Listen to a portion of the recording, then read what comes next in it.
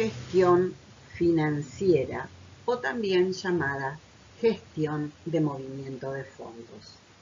Se denomina gestión financiera o gestión de movimiento de fondos a todos aquellos procesos que consisten en conseguir, mantener y utilizar dinero, ya sea dinero físico, es decir, billetes o monedas, o dinero a través de cheques o tarjetas de crédito, tarjetas de débito.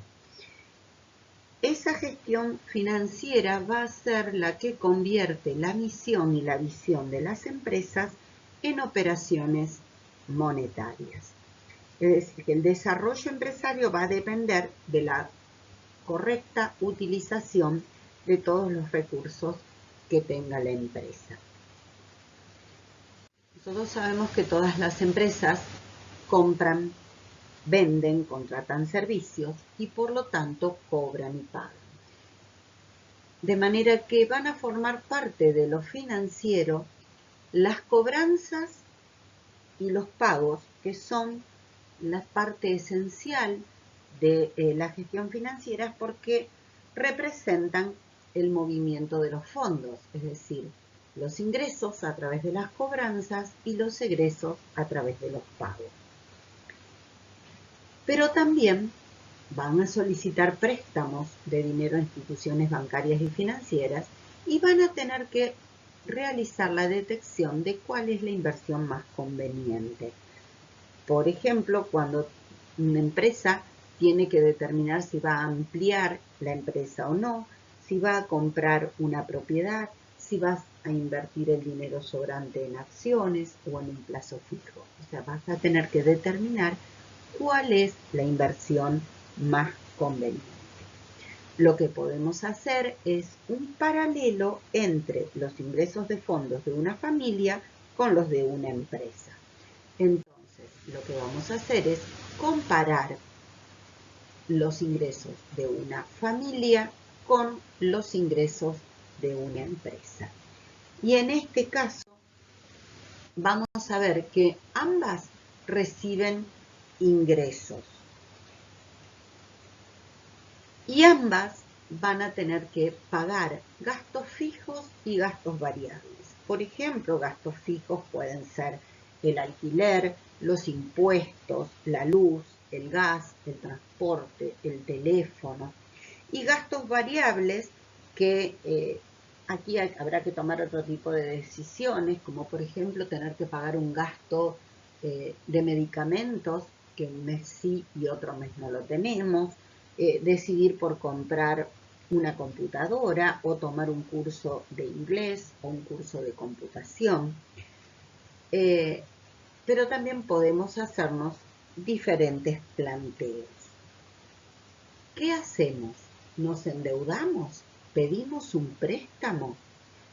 ¿Podremos pagar ese préstamo? ¿Cuántos meses vamos a necesitar para poder cancelar ese préstamo? ¿Lo tomo en 12 cuotas, en 18, en 24?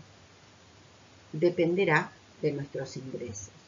Tendremos que conseguir un trabajo adicional para poder pagar ese préstamo, para poder ampliar la casa, o tendremos que vender mucho más para poder ampliar la empresa. Todas esas decisiones financieras tienen un nivel de complejidad diferente. Vamos a ver ahora dos conceptos fundamentales, que son el concepto de déficit y de superávit. De déficit vamos a hablar cuando los gastos superan el ingreso. ¿Por qué? Porque vamos a tener un faltante de dinero o un faltante financiero. Al revés, cuando los ingresos sean mayores que los ingresos, es decir, cuando los ingresos superen a los gastos, vamos a estar hablando de superávit. Entonces vamos a tener un excedente financiero. Para esto lo que vamos a tener que hacer es revisar constantemente las cuentas. Y en este caso vamos a hablar de un planeamiento financiero. las empresas podrán conseguir dinero o fondos genuinos a través de ventas, o van a pedir fondos prestados a terceros, es decir, a los bancos, o podrán recibir fondos aportados por sus socios. Toda esa gestión financiera tendrá que ser supervisada permanentemente. Cuando se aporta dinero, hablamos de capital, pero ese concepto de capital podemos verlo en dos formas, como capital de inicio o capital social, es decir, que cuando una empresa se inicia, su dueño o los socios pueden invertir dinero o bienes para que ésta se desarrolle. Esa inversión capital inicial se denomina capital de inicio. Y hablamos también de capital social porque es el aporte que los socios se comprometen a aportar a la empresa, ya sea en dinero o en especies. Cuando hablamos de especies, estamos hablando de diferentes bienes. Con el correr del tiempo, esa empresa va a empezar a obtener ganancias o pérdidas. Las pérdidas serán absorbidas por la empresa y las ganancias van a ser distribuidas en proporción a los aportes realizados. Pero también podemos hablar de un capital como monto a colocar o a pedir en calidad de préstamo. Si yo hablo como capital, como monto a colocar, estoy hablando de una cantidad de dinero depositado, por ejemplo, a plazo fijo, y que va a tener una retribución porcentual que se denomina interés y que nosotros ya hemos visto al registrarlo en sistemas de información contable. Pero también puede ser que solicitemos dinero en calidad de préstamos y en este caso deberemos pagar al banco un interés. Vamos ahora a distinguir entre dos conceptos, un concepto económico y un concepto financiero. Son diferentes. Cuando hablamos de un concepto económico, este va a estar relacionado con los resultados, es decir, con las ganancias y las pérdidas. Las pérdidas, a su vez, van a estar relacionadas con los costos. Cuando hablemos de un concepto financiero, estamos hablando del movimiento de fondos, es decir, de los ingresos y de los egresos de dinero. En los ingresos hablamos de los orígenes de los fondos y en los egresos de las aplicaciones de esos fondos, es decir, qué destino le estamos dando a esos fondos. Pero muchas veces esas operaciones empresarias tienen un doble carácter. Por un lado van a ser económicas y por el otro van a ser financieras. En el caso de las económicas se van a atribuir al momento en el que realmente sucedieron. Por ejemplo, cuando yo compré o vendí. Pero las financieras van a ser cuando efectivamente se produzca el ingreso o el egreso de dinero. En el caso que estábamos diciendo, cuando yo compro o vendo, independientemente si cobré o no, es una operación económica. Cuando yo cobro o pago, es una operación financiera. Puede ser que se den en meses separados o que se den en el mismo momento. Por ejemplo, una empresa que compró el 10 de abril un producto en 500 pesos y lo vende en 700. Entrega el producto, pero lo cobra a 30 días. Entonces, la incidencia económica se produce en el mes de abril, porque es cuando ella lo compra y lo vende y obtiene una ganancia de 200 pesos. En cambio, la incidencia financiera se va a producir en el mes de mayo, que es cuando cobre ese producto que ha vendido. Y ahí va a ingresar el 100% de la cobranza, es decir, que ingresan los 700 pesos. Entonces, la incidencia económica es cuando se realizó la venta y la incidencia financiera cuando se cobró el dinero. Esa administración financiera es muy importante. ¿Por qué es importante? Porque va a permitir una mejor asignación de los resultados financieros con que cuente una empresa, una mejor planificación del futuro en función de los objetivos que se había fijado la empresa. Recordemos que hablábamos de convertir en dinero la misión y la visión de la empresa. Y va a permitir que esta empresa se adecue a la situación cambiante del entorno. O sea, una familia puede recurrir a diferentes opciones en caso de que no cobre en fecha, lo mismo que le puede pasar a una empresa. Puede utilizar fondos ahorrados, puede reducir gastos o puede recurrir a solicitar dinero prestado. Pero para todo esto necesita del planeamiento financiero. Entonces, una buena gestión financiera no evalúa solamente si hoy dispone o no de dinero, sino que va a planificar las probables faltas de dinero o excedentes de dinero. La principal herramienta con la que cuenta es el presupuesto financiero, que también llamamos cash flow, es decir, fluir de caja de dinero o de fondos. O también algunos dicen flujo de fondos, que va a formar parte de un sistema más amplio que es el sistema presupuestario. Este sistema presupuestario nos va a permitir anticiparnos a probables déficits, a desarrollar estrategias para poder cubrir esos déficits y analizar las posibles decisiones de inversión en caso de que tengamos superávit. Vamos a tomar ahora como ejemplo una empresa que inicia sus operaciones con un capital de 10.000 pesos en efectivo, que va a comprar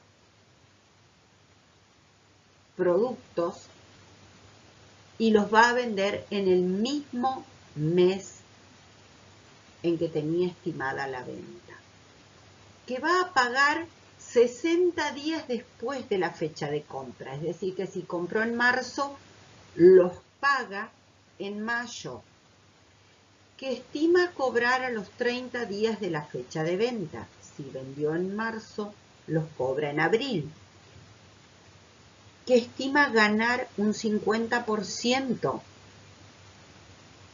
y que va a trabajar siempre sin stock a cada fin de mes. Veamos entonces ahora. Tenemos ventas estimadas para el mes de marzo de 12.000 pesos, para el mes de abril de 15.000 y para el mes de mayo también de 15.000. Las compras o costos estimados van a ser en marzo de 8.000, en abril de 10.000 y en mayo de 10.000 también. Pero a su vez vamos a tener gastos en concepto de sueldos y alquileres de 1.000 pesos cada mes. La estructura presupuestaria, entonces, de estos 3 meses va a ser la siguiente. Vamos a tener un presupuesto económico donde tenemos las ventas producidas en el mes de marzo por 12.000, en abril 15.000 y en mayo por 15.000. Entonces, unas ventas totales de 42.000. Los costos es decir, las compras que hicimos en cada uno de esos meses son de 8.000, 10.000 y 10.000 respectivamente. Es decir, por un total de 28.000 pesos. A su vez, en cada uno de esos meses teníamos gastos en concepto de sueldos y alquileres de 1.000 pesos cada mes. El total es de 3.000 pesos. En marzo obtengo una utilidad de 3.000 pesos. ¿Por qué? Porque yo vendo por 12.000 a un costo de 8.000, es decir, que resto los 8.000 y resto los gastos de 1.000, obtengo una utilidad o ganancia de 3.000. En abril una utilidad de 4.000 y en mayo una utilidad de 4.000. El total de la ganancia es de 11.000 pesos. Recordemos que hablábamos de concepto económico, hablábamos de ventas, costos, gastos, pérdidas o ganancias. Cuando hablemos de un presupuesto financiero, tengo que hablar del ingreso y egreso de dinero. Dijimos que iniciábamos las actividades con 10.000 pesos en efectivo. Por eso, en marzo, al inicio, tengo 10.000 pesos. Como todo lo que vendí lo cobraba a 30 días, no tengo ingresos en marzo, pero sí tengo egresos, porque yo tengo que pagar los alquileres y los sueldos. Por lo tanto, tengo que restar 1.000 pesos a lo que yo tenía al inicio. Al finalizar ese periodo, tengo todavía un superávit de 9.000, que es el dinero con el que voy a iniciar yo el mes de abril. Pero en abril cobro 12.000 pesos de las ventas que había hecho en marzo. Por lo tanto, eso lo sumo y a la vez resto los 1.000 pesos de gastos. Me van a quedar a mí 20.000 pesos de superávit al fin de abril, que van a ser con los que yo inicie en mayo. En mayo también voy a cobrar las ventas de abril de 15.000 pesos y voy a estar pagando las compras de marzo de 8.000 más los gastos del mes de mayo de 1.000, es decir, 9.000 pesos. Me va a quedar un superávit de 26.000 pesos, es decir, que al finalizar el tercer mes a mí me quedan 26.000 pesos en efectivo. Pero a la vez tengo a cobrar las ventas de mayo por 15.000 y a pagar las compras que hice en abril y en mayo por 20.000. Entonces, al finalizar el tercer mes o mes de mayo, me va a quedar que tengo en caja los 26.000 pesos en efectivo que tenía al final del mes de mayo. A cobrar los 15.000 de las ventas que había hecho. No tengo mercaderías porque trabajaba sin stock, por lo tanto voy a tener un activo de 41.000 pesos al sumar la caja más lo que yo tengo a cobrar. A la vez tengo a pagar 20.000 pesos, es decir, un pasivo. El capital con el que yo inicié, que era de 10.000, una utilidad de 11.000 pesos, y por lo tanto, si yo sumo pasivo más el patrimonio neto, voy a tener 41.000 pesos.